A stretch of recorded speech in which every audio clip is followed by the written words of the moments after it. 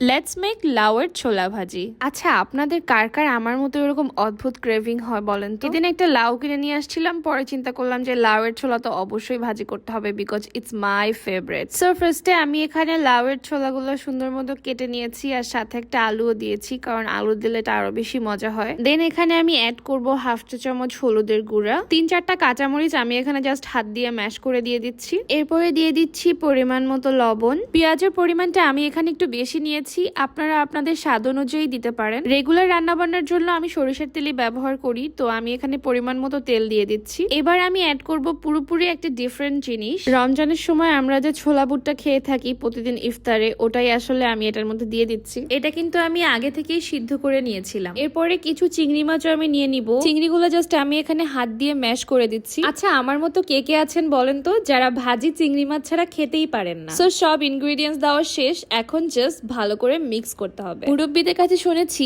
মাখানোর উপরে নাকি খাবারের হাফ টেস্ট ডিপেন্ড করে। যেহেতু আমি অলরেডি তেল দিয়ে ম্যারিনেট করে রেখেছিলাম, তো জাস্ট একটুখানি তেলই আমি এখানে ইউজ করেছি। So for your kind information, এই রেসিপিটা কিন্তু পুরোপুরি মিডিয়াম টু লো আঁচে রান্না করতে হবে।